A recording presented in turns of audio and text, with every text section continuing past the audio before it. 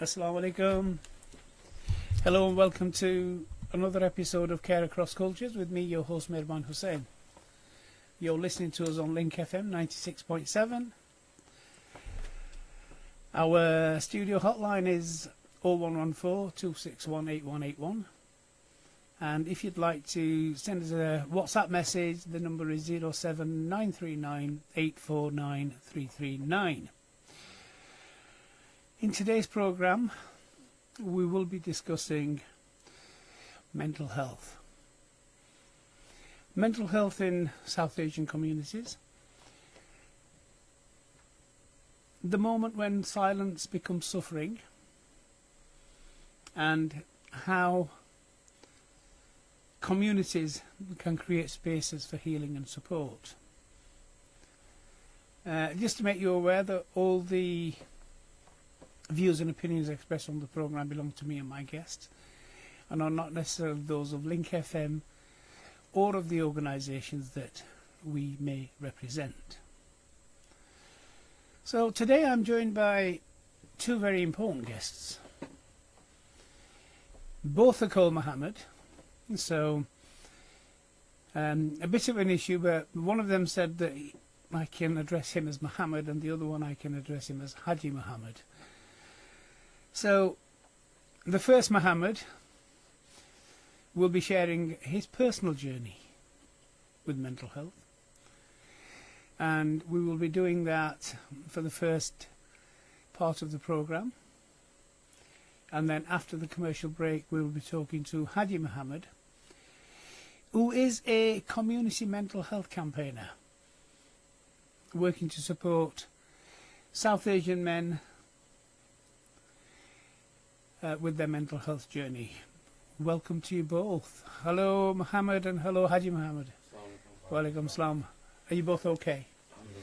First of all, let me thank you for joining us here and taking time out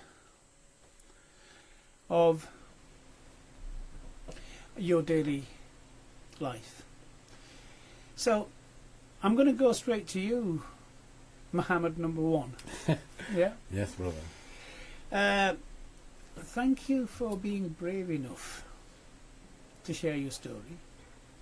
Yeah. Can you tell us when you first realised that something wasn't right?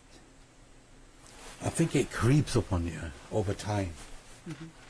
You don't realise it until it hits you. But then I've got experience in terms of other people that I knew in the family. Mm-hmm. Not going to name any names. That's fine.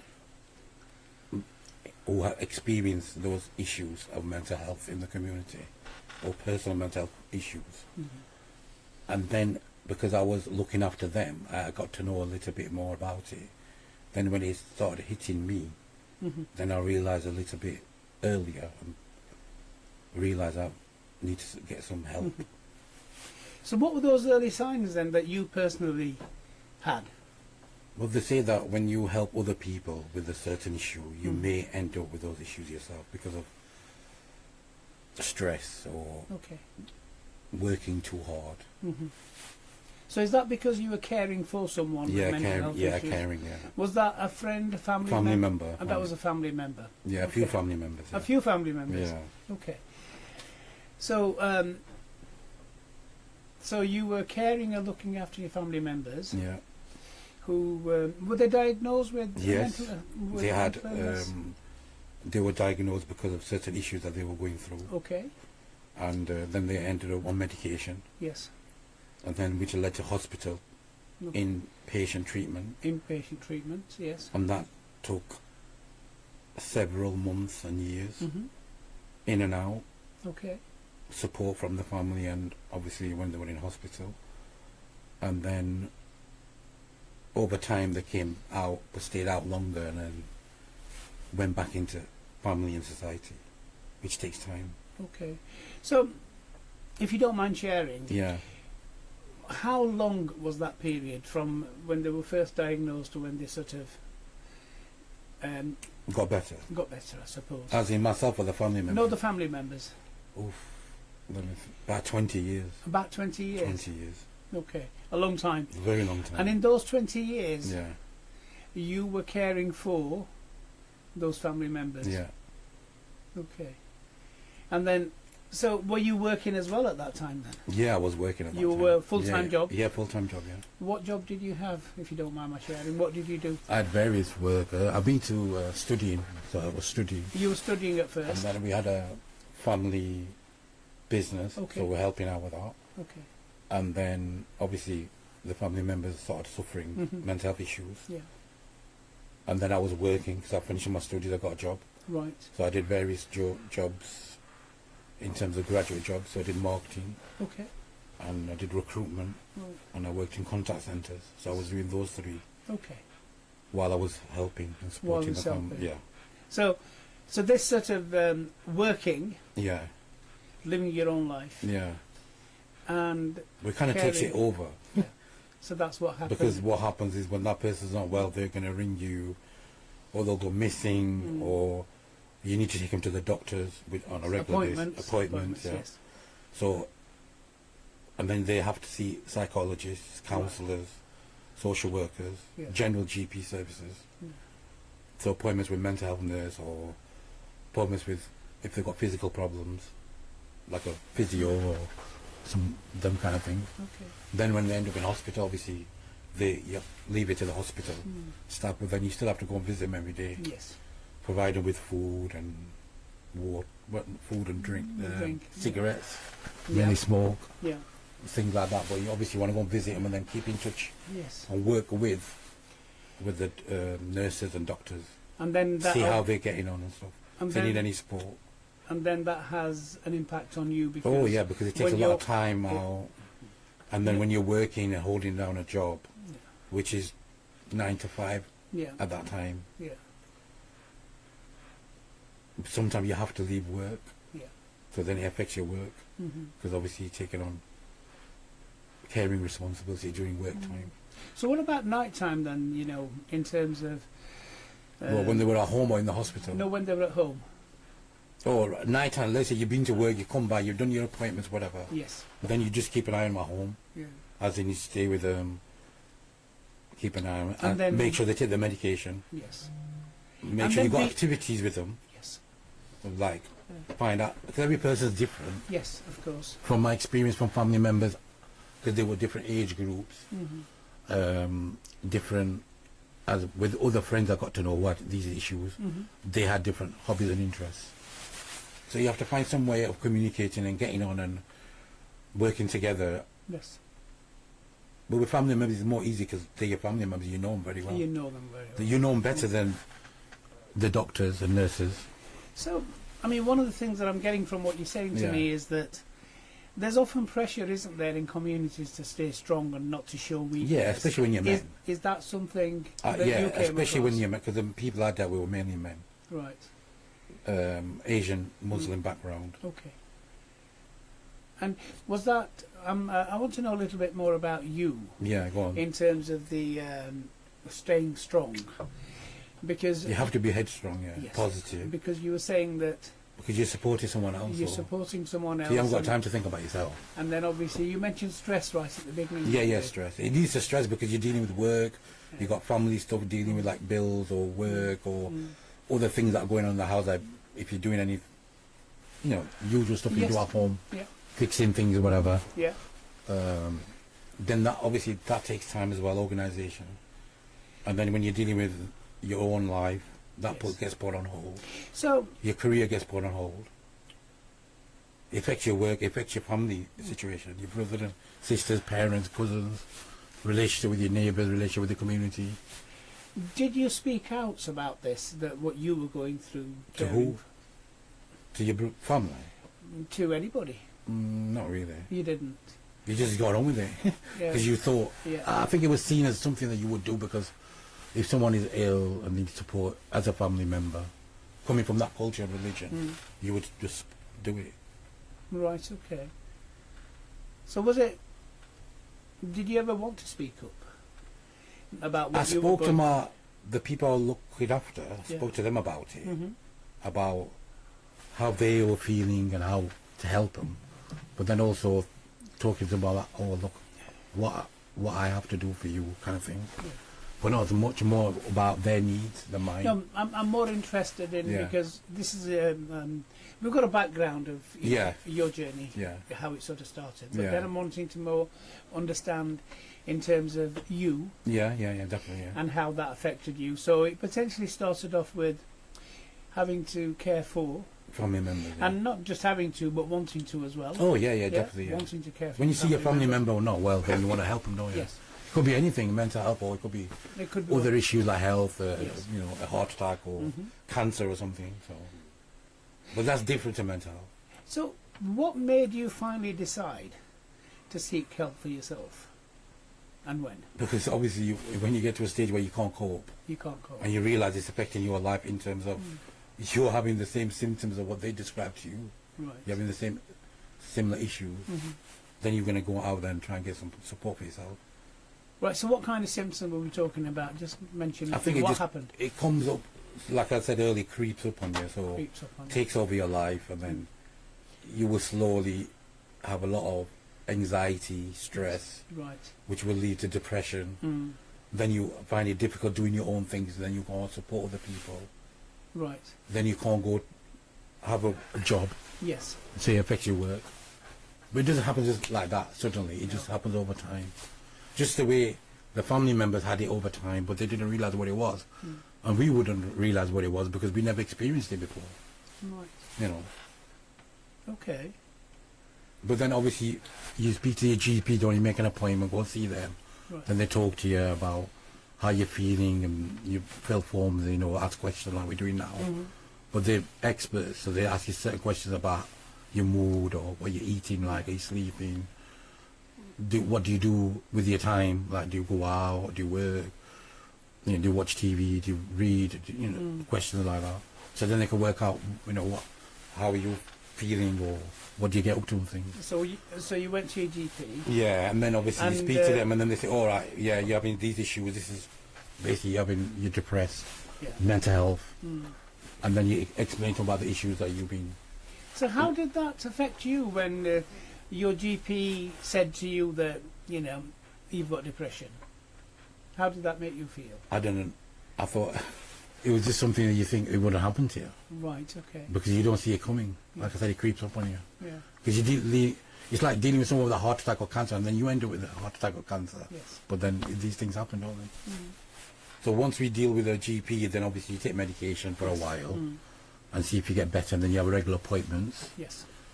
And then with my situation, was it just got worse Okay. with the medication, and still feeling like that, and still feeling stressed out, anxiety and depression. Was Then the you- medication not helping you?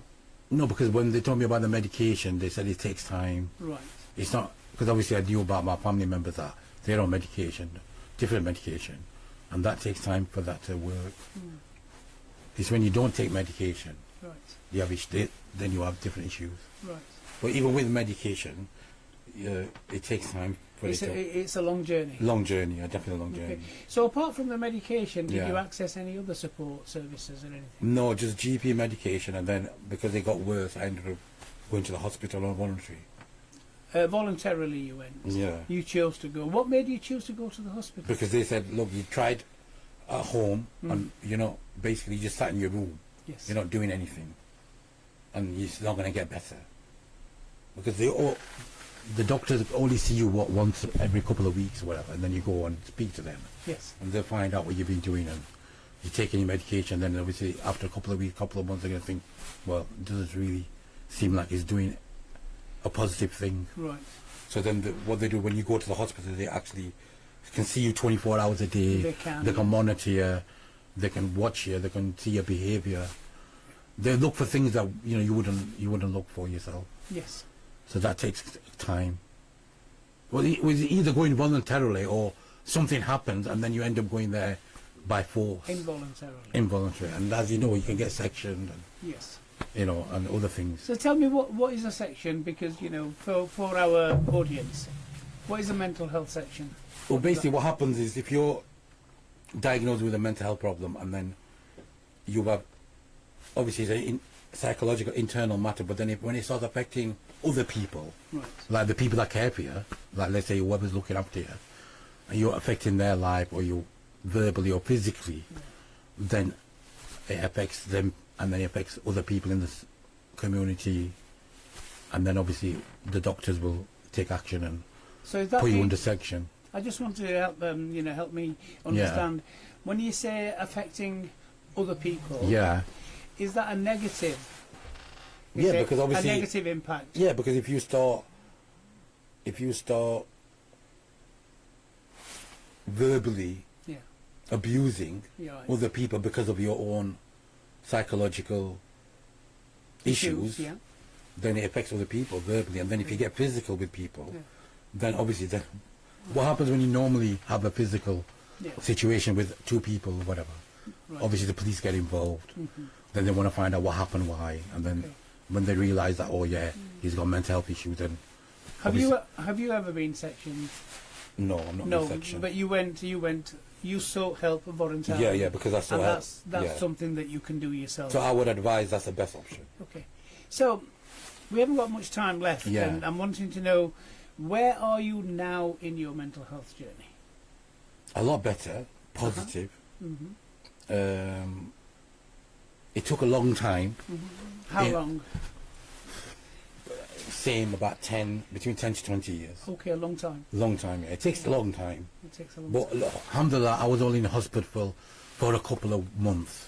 Uh-huh. And then when they watch you, they give you medication, and then in the hospital they do a lot of activities if you want to, Yeah. depending on how you how your health is mentally, and also if you want to get involved and think right, because they say, oh look, get involved with these things, like there are meetings, you do different sport activities, let's say, and then you can come out, and then when you come out of the hospital, you obviously get referred to a community mental health team who can Okay. take you out of your house, because they know you're going to stay at home. What you're going to do, watch TV, or maybe cook and clean, help the family out, do a bit of gardening, or A social life. yeah.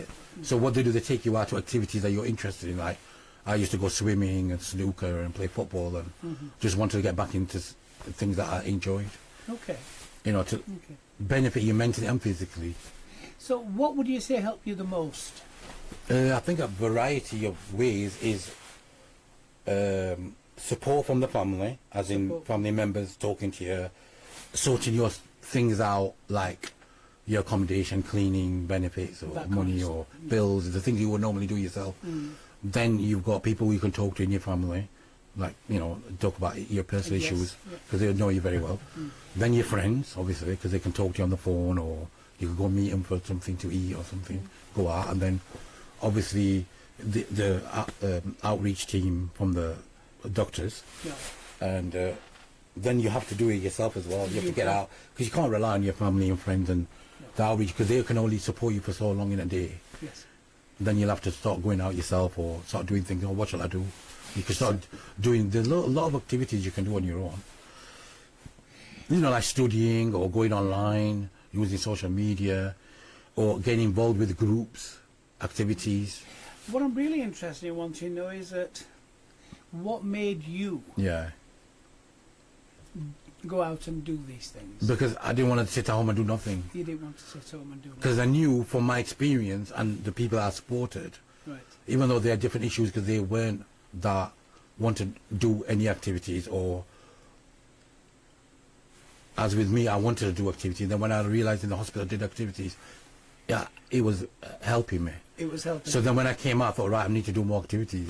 Right. Then when the activities, obviously I only had 3 years with the mental health support team, which then refer you back to your GP, because obviously they work with you for a long time, which is 3 years is a very long time. Yes.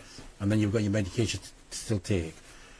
And then you've got to start doing things yourself more, like go out there, find out if there's any support for you, for your people, as in the community, Yeah. being an Asian Muslim young person, Okay.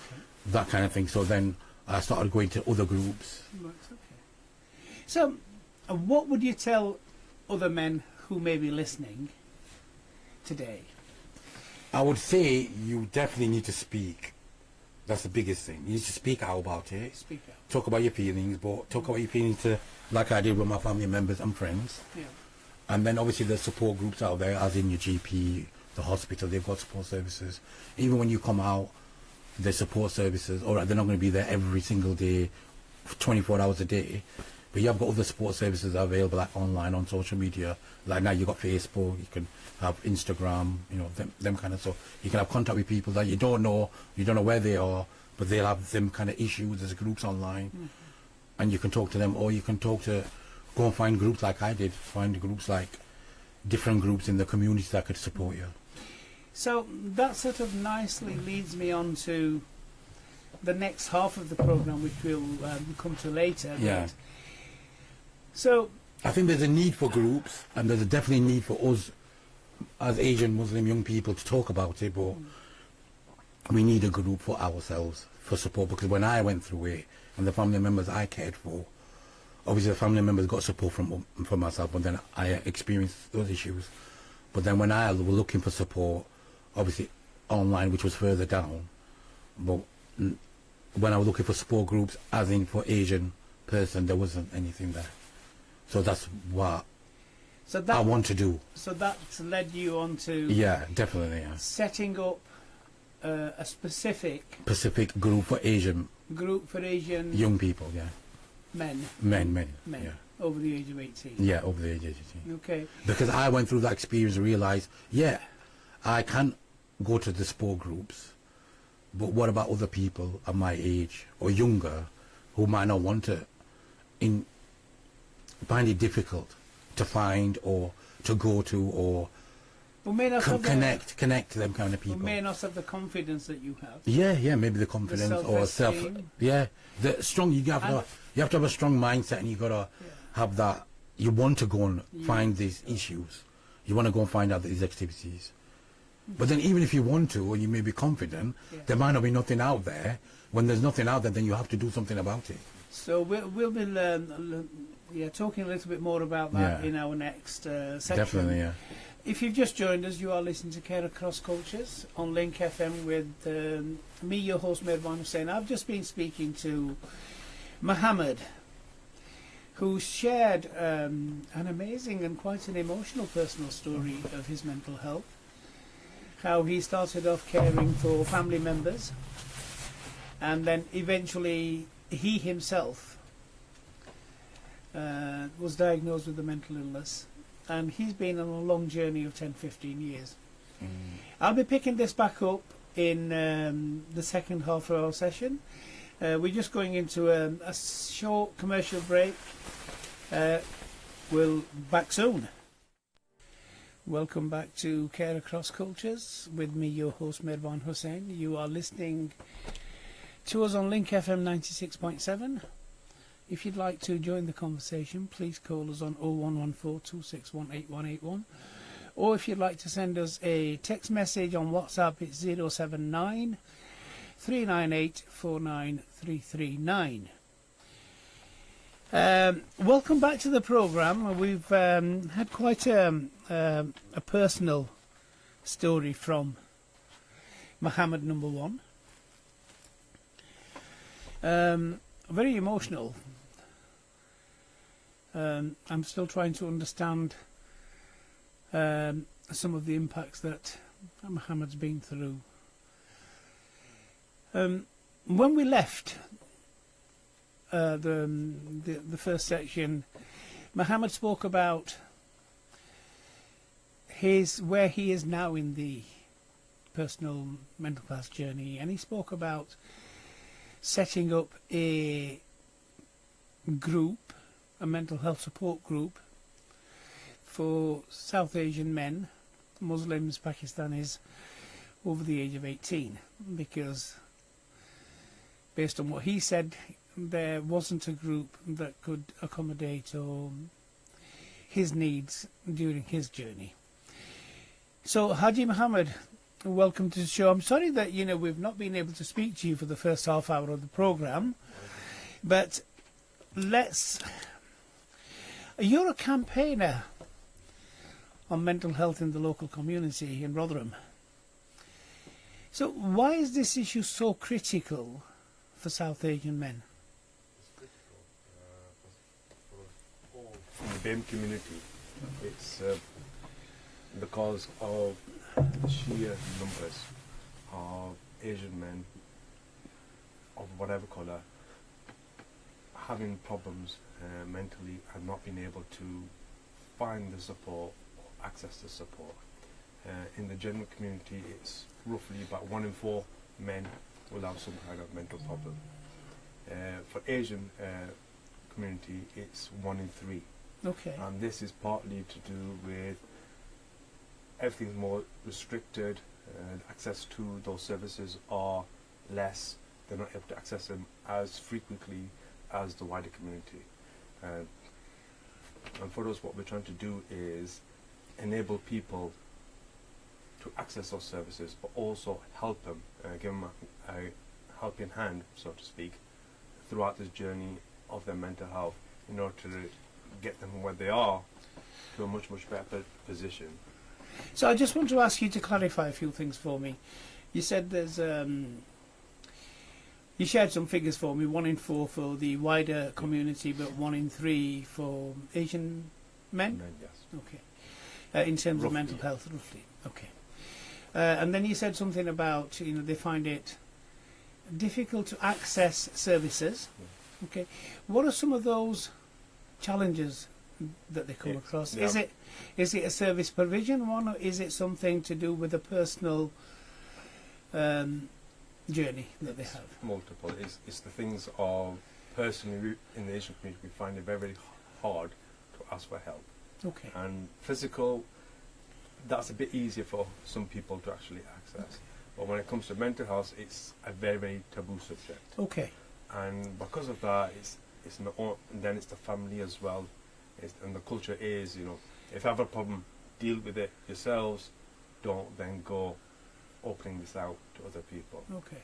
Um, So what kind of issues are there then in terms of, okay, so there's, don't talk about it, yeah. taboo. Mm. Why do you think that, based on your experience, and why do you think that people don't want to talk about it? What are the reasons behind it? It's a sign of weakness. It's a sign that there's something wrong with you, Mm. and rather than there's a problem and you need to fix it and something to overcome. So are you saying that it's not seen as a health issue Yeah. that can be treated, rather than it's more of a personal weakness? It's more of for lack of better words, an affliction that's happened to you, and you don't want to then burden other people with this problem. Okay. And this is why some people have had problems with even telling family members that they have these problems. And because of that, that person's then very, very shut in, and everything, basically the walls closing on them. Okay. And we want to lead them out of that, get them help, talk to them throughout this process in order to actually get them on a much, much safer and better path. Now, the journey that we heard from Mohammed earlier in the programme was a different one to what you're sort of... and I'm thinking that Mohammed, he had this confidence and this Yeah. self-esteem, and he's a very sort of outward-going person, aren't you, Mohammed? Yeah. Where you can, go and look Yeah, you have to for go, help, yeah, and definitely. go search for support. But in terms of the cohort of people that you're talking about, Yeah. he's saying that those people, and unlike Mohammed, don't have that confidence or self-esteem, or maybe they don't have the family support Yeah. that they can do. Okay, so tell me a little bit more about this group Mhm. that you've set up. First of all, what's it called, and what's the purpose behind it? Okay, the group's called All Minds, and it's called All Minds because we're not specifically saying, we're only targeting these people. We are targeting everybody over 18, men of whatever colour, Yeah. even women, but mainly it will be for men, because there's a massive black hole when it comes to Asian men needing mental health support. Okay. They're not able to access it the same levels Mm. as the wider community or for women, etc. And that's why, because there's such a big gap, we want to be there for them in order to actually help them move on. Are and there help them no the journey. mental health support groups for South Asian men then? Unfortunately, Rather- not. Okay. Um, So it's a gap that you've identified, mhm. and you want to focus on South Asian men with mental health Yeah, issues. in the middle. But the group is open to Anybody. Anybody within the community over the age of 18. Yeah. Yeah. Okay, that's fine. So, tell me a little bit more about what support will you be giving this group, the people that come to you. We get people to come to our meetings and then have a more, rather than just the group activities that we have for them, the talks, the activities will get them to be physically moving, to do things in a cooperative way with other people, but also on a one-to-one basis. So any problems that they have, we deal with them on a one-to-one basis. So let's go back a bit, Yeah. Hajji Mohammed. Let's go back a bit. So you're looking at sort of physical weekly activities. Yeah. Would that be include walking or games or that kind of stuff? Things that the people are interested in. that they're interested in. Okay. Right. And then you said one-to-one support. Yeah. What does that mean? Basically, we then talk with them through their problems of how best to the next steps that we actually need to do for that. Okay. But also, they have our phone numbers and they are constantly able to call us whenever they have a problem. Okay. We're there to do it because anything could happen. Mm. It could be something where they're just feeling a bit down, all the way up to they feel that their life might be in danger, and because they might do something. And this is where somebody can be there to actually physically talk to them constantly in order to take them off that cliff edge and bring them back down into a more step-by-step process that they could take from there. And that is an immense help to them. Okay. And that's what we have done. So my understanding is that I'm just helping to clarify so I understand. So one-to-one support. Mhm. Access to you. How many people in your group at the moment? Half a dozen. Half a dozen Yeah. at the moment. Yeah. Okay. Now, are either is any member of your group a medical or nursing specialist?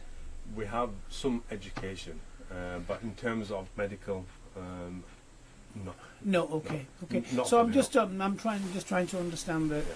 So the support that you're offering is social support. Exactly. Okay. Yeah. Friendship. Yeah. Yeah. Understanding. Sharing a personal, because Mohammed, you've been through a personal journey. Yeah, I would say lived experience. Lived Exactly, yeah. experience. And also done a few courses in terms of mental health first aid. Okay, so you're a mental health first aider. Yeah, I've so done you, a few mental courses. Yeah. So you understand Yeah. how to So we support understand the someone. theory behind it now. Sounds, but Yeah. you understand how it's Yeah. okay. Yeah. So in terms of so you have these sort of weekly activities, physical activities. Then you have one-to-one support sessions. Yeah. Okay, which is it's a social outlet from Exactly. from what I understand. Yeah. A place where they can go Mm. and meet and feel safe. Exactly. Does that sound about Yeah. right? And Yeah. the other thing to mention that's really, really important, I should have mentioned at the beginning, was our group, everything that's said is in total confidence. Of course. In terms of their name, Mm. any detailed information that they provide is in total confidence and nobody else would get that information. Right. The rules on data protection are very strict and we Yes. follow them Okay. to the letter. Right. And because of that, people can be rest assured that their personal information will not be going out, their problems will not be mentioned anywhere else. We're only finding out the information in Yeah. order to help them specifically. And what they want to share, Yeah. Exactly. which is important. Yeah. Yeah. Okay. So I mean, it sounds exciting, but how will it be different from other groups? I think it's what we can show in terms of the effect that we have had on people. We've had people that they've gone from severe problems throughout their life. They've had problems because of those problems in education. They have been able to do the courses, the GCSEs, A-levels, etc. that other people have been able to do. But because we've been dealing with them, and it's just over a matter of a year, we've helped them get onto education courses on level 2 so far, but it's also getting them not only one job, but a second job as well. Let me sort of interrupt you there for a moment and said, so you said that earlier that you've set this group up recently, I understand. But now you're talking that you've been supporting people for the past year. Yeah. On a voluntary basis. On a voluntary basis. Okay. It was even now it's on a volunteer basis. Right. So we support people one-to-one, over the phone, email, socials, one-to-one. Okay. And then obviously we do activities. So we've been out to like a park or the seaside, and then you've got other things that they want to do is they might need to go to the doctors, so we take them to the doctors, speak to the, because some of them they want you to go with them. So is that language support as Yeah, well? language support, as in mental health support, so we know what the doctors are saying, what do they say. So I'm not not just talking about language support in terms of Just Afghan if they language, don't yeah. speak English Yeah, as a yeah, first yeah. language, Yeah, so yeah. that's one bit that Yeah, you yeah, give. yeah. And the other bit is helping to understand the mental health jargon. Yeah, yeah. Definitely. Is that something? Yeah, yeah, So that's what definitely. you be. Some people need support, as in they want someone to go with them, Kind not of just for the language. Yeah, encourage them to go Yeah. because it's, Handhold. they are very, very And the medication as well. They are very, Sorry. One person. they are very, very reticent about going to basically complete strangers and talking about their problems. But with those, we are there to encourage them to be there and say, kind of egg them on, say, you will be able to So do what this. you're doing, what you're talking about, is that you're providing this one-to-one hand-holding support, Yeah. where you don't just arrange activities, and you don't just have discussions and chats with people. Yeah. You will actually accompany them and take them to an appointment, Exactly. and then Buddying, I call support it, them at Buddying, not like buddying. a buddying. Like a buddying, yeah. Okay. Well, I mean that sounds like a wonderful thing. Yeah. Obviously, there are other appointments. They might just go to GP. They have other appointments, like they might want to go shopping. They might want to go to a museum, or they might want to go to an event, like a music event, or a sports event, or an art event. Where do you get the time to do this? It's not every day. Right. Okay. But They, it's they don't have a doctor's appointment every day. They don't No, have, no. Let me sort Yeah. of try and. So, I'm just trying to understand this Yeah. group. So, you give information, advice, guidance. Yeah. Yeah. You do activities, social activities, and you also do some buddying and hand holding. Yeah. Okay. And so, this group that you set up, when did you set this group up? It's formalized very recently, but Okay. we've been doing this for over a year. It was just there was people that had problems, and we were basically trying to help them. There wasn't any idea of we could do a group, we could do this. No. Or that. It was mainly there was a problem, we could help somebody, so we went out there and we helped them. So, you started this off because you were approached by somebody, or you met somebody Yeah, who you exactly. thought that you could help, Yeah. Exactly. who needed help, Yeah, definitely. and then just as a a humanity thing, I think I got involved because of personal reasons. you got involved. Because of my personal journeys. I thought, Right. I've been through it.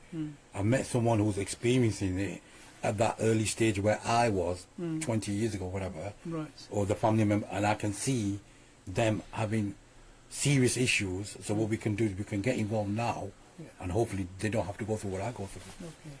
And then so obviously, I mean, this group is it's a new group, young group. Yeah. So, what do you do? Have you got relationships with actual sort of mainstream service providers in terms of how are you going to? You're going to come to a point where you can't support that person. Yeah. Do you then signpost them? Yeah, yeah, we do a lot of signposting, yeah. But because I went to a lot of groups, like I said, my personal journey, I found out there was a lot of support groups, as in, you got your GP, you got your mental health nurse, you've got NHS, talking therapies, you've got the services, inpatient services at the hospital, you've got other groups in terms of the sports group, like, well, I can't really mention, sports group, let's call them sports groups in the community. Boxing, football, cycling, swimming, arts. There's arts. So There's these arts are all group. groups in Rotherham. Yeah, and then what we can do, we can work with them. So if we find someone who wants to do sports or music or art or whatever the interest, some of them want to go to the mosque. We'll go to the mosque, read namaz 5 times a day with them. Okay. There's other events at the mosque that happen on a Thursday evening, the talks. Yes. Then there's Milad, as you know, it's come to an Yes. end of the season. Stuff like that. So they might want to get involved with the mosque stuff. So we go. Right, If so they want, we're going to go, they're going to go, we'll go together, support them. that's a lot of support that you guys are offering. Yeah, but it's only a few people at the moment, Okay. and we want to do it because of them. I just want to hear it from Go on. Hajji Mohammed. Yeah, it's, This thing is, when you see people in need, it's the natural human reaction is to take a put out your hand and help them. Yeah. And that's what we're trying to do. And all we're trying to do here is, with your help, Uncle Mavan, is offer that support to a much wider group. There's more people that need this help. Yeah. And we are trying to put this out there to give this help to them as well. Fantastic. I think it all just started as in with personal journey and also meeting people and thinking, oh well, I've got these issues. You're starting to have these issues. We can help each other. We can help. Just as friends. Yes. That's how we all started. So, if you've just joined us, you are listening to Care Across Culture with me, your host, Mirwan Hussain. You're listening to us on Link FM 96.7.